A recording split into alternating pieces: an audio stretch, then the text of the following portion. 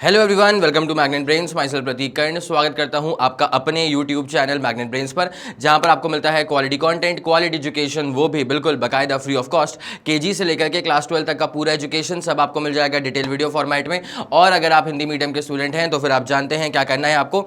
Magnet brains का Hindi medium channel भी है, जा करके सब्सक्राइब कर लीजिएगा और एकदम याद से नोटिफिकेशन को ऑन कर लीजिएगा। इससे होता क्या है ना कि जैसे हिंदी मीडियम के चैनल पर कोई भी वीडियो अपलोड होता है, चाहे कोई लाइव क्लास हो, कोई अपडेट हो, कोई रिकॉर्डिंग हो, तो उसकी जानकारियां, उसकी नोटिफिकेशन सबसे पहले आप तक पहुंच जाती हैं। आप किसी भी कंडीशन में कुछ भी मिस आउट नहीं करते। बस एक बात का आप खास ख्याल रखें कि हिंदी मीडियम के चैनल पर क्लास 6 से क्लास 12 तक का पूरा कंटेंट अवेलेबल है। कौन कौन से स्टेट बोर्ड्स हैं सर?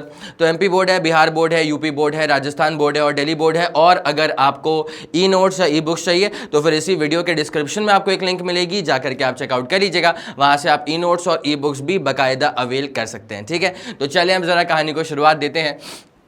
क्लास 11 फिजिक्स, चैप्टर है 5, चैप्टर का नाम है वर्क, एनर्जी एंड पावर। और ये वीडियो है इसी चैप्टर का क्विक रिवीजन। बहुत कम समय के अंदर सारी बातें जो उसकी इंपॉर्टेंट है वो आपके सामने परोस के रख दी जाएंगी। ठीक है, ध्यान रखना कि वर्क, एनर्जी एंड पावर, इन्हीं 3 टॉपिक्स को पढ़ना है। साथ में एक कोलिजन नाम का टॉपिक होगा, उसको भी पढ़ना पड़ेगा। ठीक है, बहुत ही सिंपल चैप्टर है। लेकर के आते हैं आपको उसके पहले वाले स्लाइड के ऊपर। तो भाई वर्क को अपन बेसिकली डिफाइन कैसे करते हैं, इसके लिए आपको चाहिए पड़ेगा एक डायग्राम। ठीक है, जैसे मान लीजिए फॉर एग्जाम्पल मेरे पास एक हॉरिजॉन्टल सरफेस है, रफ भी हो सकता है, स्मूथ भी हो सकता है। ठीक है, और यहाँ पर ना हमने एक फोर्स अप्लाई कर दिया इस तरह से। ठीक है, जब मैंने फोर्स अप्लाई करा तो बॉडी में आ जाएगा डिस्प्लेसमेंट, बॉडी डिस्प्लेस होकर के मान लो यहाँ तक आ जाएगी। ठीक है, बॉडी में आ गया डिस्प्लेसमेंट, बॉडी डिस्प्लेस होकर के यहाँ तक आ गई। ठीक है, अब क्या होता है सेंटर से सेंटर, तो यहाँ पर अगर आप चेक करेंगे ना तो डिस्प्लेसमेंट कितने अमाउंट का हो गया सर? एस के अमाउंट का। ठीक है, तो यहाँ पर हो जाएगा क्या? डिस्प्लेसमेंट। अब यहाँ पर जो एंगल होगा ना वो एंगल हो जाएगा कितना अपने पास में? थीटा के बराबर।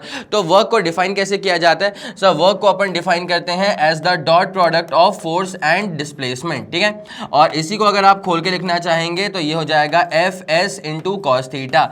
आई क्या बात समझ में? जल्दी बताओ, आ गई ये वाली पूरी बात समझ में? तो वर्क का फॉर्मूला अपने पास में कितना आ चुका है sir? F S cos theta आ चुका है। वही लिखा है कि work is defined as the product of displacement and the component of applied force in the direction of displacement. भाई फोर्स को अगर मैं रिजॉल्व करूंगा ना तो यहाँ पे आ जाएगा एफ कॉस थीटा, यहाँ पे आ जाएगा एफ साइन थीटा। तो फोर्स का कौन सा कंपोनेंट काम कर रहा है डिस्प्लेसमेंट के डायरेक्शन में? सर डिस्प्लेसमेंट के डायरेक्शन है ये। ठीक है, और यहाँ पे काम कर रहा है एफ कॉस थीटा। तो अपन इसको कैसे बोल सकते हैं कि फोर्स का जो कॉस थीटा वाला कंपोनेंट है वो काम कर रहा है डिस्प्लेसमेंट के डायरेक्शन में। ठीक है, तो वहां से फॉर्मूला बन गया F S cos theta, absolutely it is a scalar quantity. इसकी एसआई यूनिट क्या होती है सर? जूल होती है एनर्जी की। और इसकी सीजीएस यूनिट क्या होती है सर? अर्ग्स होती है। और मैं आपको बता दूं कि 1 joule equal to 10 to the power 7 ergs के बराबर हो जाता है। ठीक है, उसके बाद जरा ध्यान देना, एफ एस कॉस थीटा हो चुका है। अब वर्क पॉजिटिव भी हो सकता है, वर्क नेगेटिव भी हो सकता है और वर्क जीरो भी हो सकता है। तो वर्क का फॉर्मूला अपने पास में कितना आ गया है sir? F S cos theta.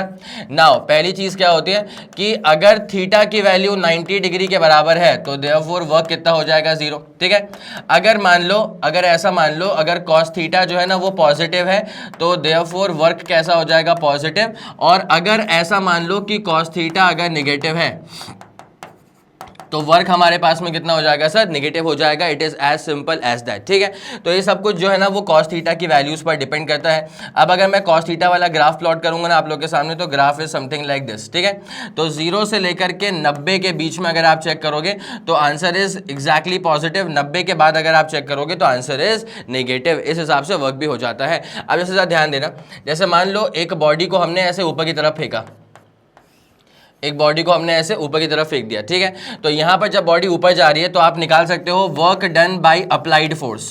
पहले आप ये निकाल सकते हो कि work done by applied force कैसा हो रहा है। तो जरा ध्यान दीजिएगा, अप्लाइड फोर्स भी ऊपर है, डिस्प्लेसमेंट भी ऊपर है, तो एंगल जीरो हो जाएगा। कॉस जीरो की वैल्यू +1 होती है तो work is going to be positive. लेकिन अगर ऐसी ही ऊपर जाती हुई बॉडी पे मैं अगर आपसे पूछता हूँ कि what is the work done by gravity, work is always done by some force.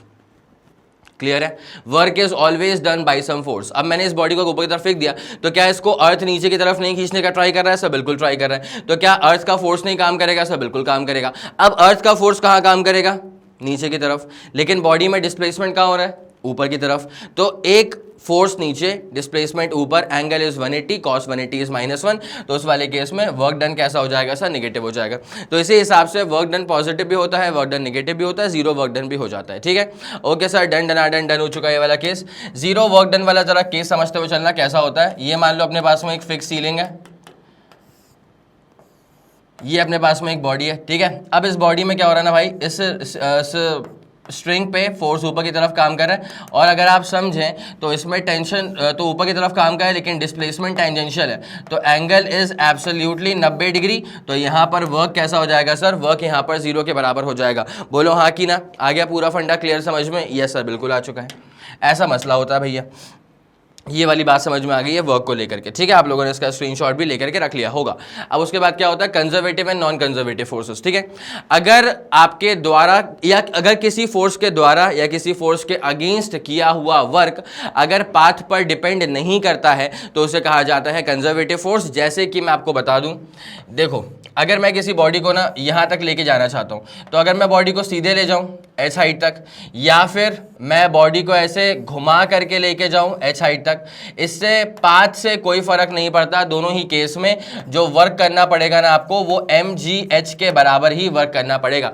मतलब work done by gravitational force is not depending on the path. आई मेरी बात समझ? Work done against the gravitational force या gravity is not depending on the path. अगर path पर depend नहीं कर रहा है, मतलब जिस फोर्स की आप बात करो ना, वो कंजर्वेटिव फोर्स है, ठीक है। तो gravitational force is a conservative force. लेकिन अगर बात करेंगे अपन नॉन कंजर्वेटिव फोर्स की, किसकी बात करेंगे, नॉन कंजर्वेटिव फोर्स की, तो फिर वो पाथ पे डिपेंड करता है। कैसे डिपेंड करता है सर? जैसे मान लीजिए अगर मेरे पास एक बॉक्स है, ठीक है, अब मुझे उस बॉक्स को ना यहाँ से लेकर यहाँ तक मूव करवाना है, ठीक है। अगर मैंने सीधे मूव करवा दिया तो मुझे कम फ्रिक्शन का सामना करना पड़ेगा, यहाँ पे वर्क डन जो है वो कम हो जाएगा, ठीक है। लेकिन अगर मैं ऐसे घुमा फिरा करके लेके जा रहा हूँ, अगर मैं ऐसे घुमा फिरा करके लेकर के जा रहा हूं, तो इस वाले केस में एब्सोल्युटली मुझे ज्यादा वर्क करना पड़ेगा, ठीक है। तो आप देख सकते हैं कि अगर यहाँ पे वर्क ज्यादा है, W2 is more than W1, इसका मतलब है कि work done depends on the path, और अगर वर्क डन पाथ पे डिपेंड कर रहा है तो इसका मतलब ये अपने पास कैसा हो जाएगा, नॉन कंजर्वेटिव फोर्स, ठीक है। तो frictional force is basically a non conservative force. बोलो हाँ कि ना, ये वाला फंडा आप लोगों के दिमाग में पूरा क्लियर है क्या? यस सर, ये वाला फंडा दिमाग में पूरा क्लियर आउट हो चुका है, ठीक है। निपटा दें इसको, ओके सर, डन। अब यहाँ पे टाइप्स ऑफ एनर्जी की बात करते हैं। एनर्जी बेसिकली दो तरह की होती है, काइनेटिक एनर्जी होती है और पोटेंशियल एनर्जी होती है। अगर कोई बॉडी जिसका मास m के बराबर है, अगर वो बॉडी जिसका मास m के बराबर है, अगर वो बॉडी मूव कर रही है विद सम वेलोसिटी, तो उसके पास में जो एनर्जी होगी उसे कहा जाएगा काइनेटिक एनर्जी। इसका फॉर्मूला होता है half into mass into velocity का स्क्वायर, ठीक है। दूसरा अपने पास में क्या होता है सर, पोटेंशियल एनर्जी। अगर मैं कभी किसी बॉडी को ऐसे ऊपर की तरफ लेकर के चले आता हूँ ना, और हाइट h के बराबर है, तो यहाँ मुझे कितना वर्क करना पड़ेगा, mgh, और यही वर्क बॉडी के अंदर स्टोर हो जाता है उसके एनर्जी के फॉर्म में, जिसे कहा जाता है पोटेंशियल एनर्जी, ठीक है। आगे पूरी बात समझ में। अब there is something called as mechanical energy, और मैकेनिकल एनर्जी जो होती है ना, वो होती है काइनेटिक एनर्जी और पोटेंशियल एनर्जी का समेशन, ठीक है। अब देखो क्या होता है, जैसे मैंने किसी बॉडी को ऊपर की तरफ फेंका तो उसकी पोटेंशियल एनर्जी बढ़ेगी, काइनेटिक एनर्जी कम हो जाएगी, लेकिन मैकेनिकल एनर्जी रिमेन्स कांस्टेंट, ठीक है। अगर कोई बॉडी नीचे की तरफ गिर रही है तो उसकी पोटेंशियल एनर्जी कम हो जाएगी, काइनेटिक एनर्जी बढ़ जाएगी, लेकिन फिर भी मैकेनिकल एनर्जी रिमेन्स कांस्टेंट, ठीक है। तो इस बात को ध्यान रखना, law of conservation of energy बोलता है कि mechanical energy is always constant, ठीक है। Mechanical energy is always constant. अगर मैंने किसी बॉडी को नीचे ड्रॉप करा ना, तो उसकी पोटेंशियल एनर्जी काइनेटिक एनर्जी में कन्वर्ट हो जाती है, ठीक है। अगर कोई बॉडी, मान लो ऐसा होता है कि किसी बॉडी को मैंने ऊपर की तरफ फेंका है, तो उसकी काइनेटिक एनर्जी किस में कन्वर्ट हो रही है, पोटेंशियल एनर्जी में। आया समझ में? तो ये दोनों एनर्जीज आपस में कन्वर्ट होते रहती हैं। पोटेंशियल और काइनेटिक एनर्जी में और मे नॉट बी कंजर्व्ड, लेकिन mechanical energy is always conserved, ठीक है। आगे ये वाली बात समझ में, इसका बेटा फट से स्क्रीनशॉट ले लो, फिर अपन कहानी में इससे आगे बढ़ने वाले हैं। बोलो हाँ कि ना, ये वाला फंडा पूरा क्लियर है क्या? यस सर, उम्दा तरह से क्लियर है, बिल्कुल जानदार, शानदार।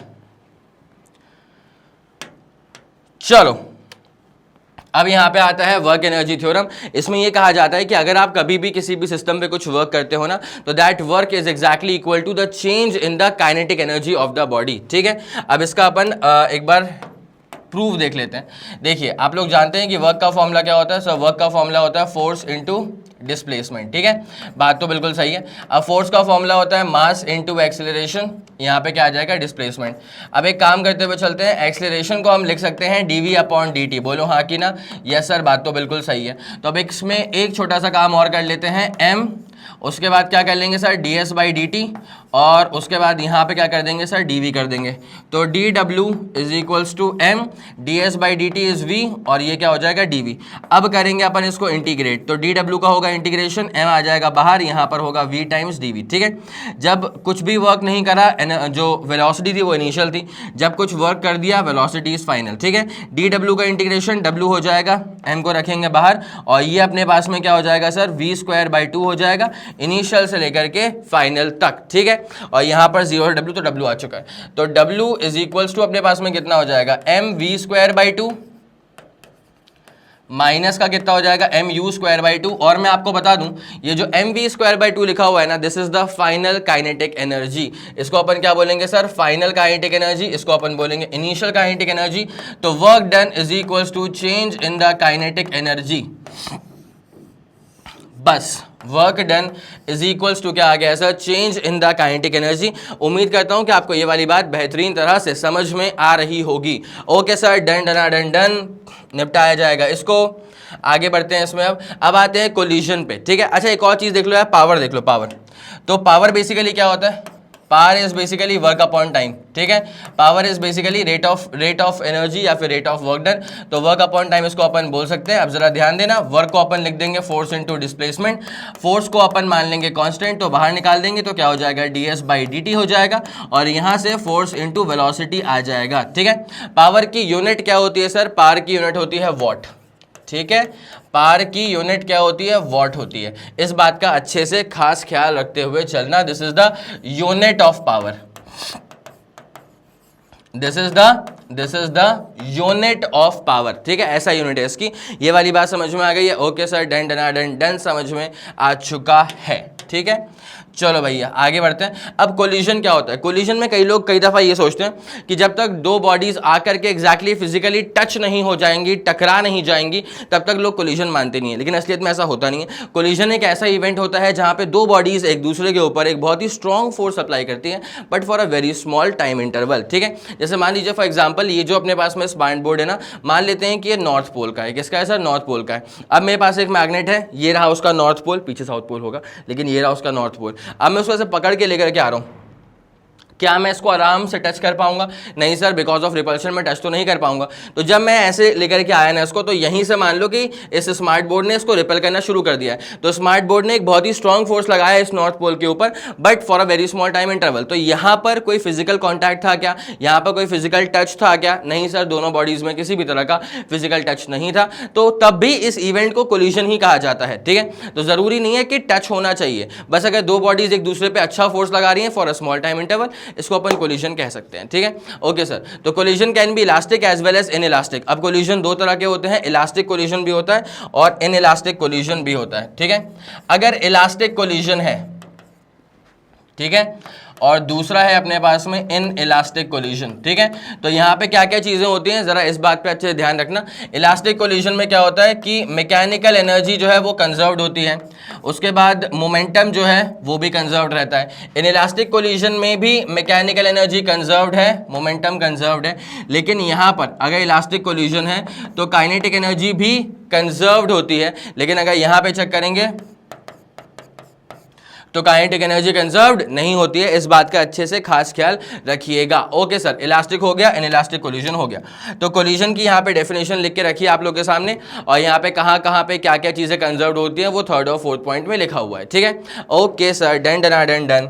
अब जरा ध्यान देना, कोएफिशिएंट ऑफ रेस्टिट्यूशन क्या होता है। जैसे मान लीजिए फॉर एग्जाम्पल अगर ऐसा होता है कि दो बॉडीज हैं, ये पहली वाली बॉडी है, इसका मास कितना है, m1 है, और ये मूव करिए विद सम वेलोसिटी u1। ये दूसरी वाली बॉडी है, इसका मास m2 है, ये मूव करी है विद सम वेलोसिटी u2, ठीक है।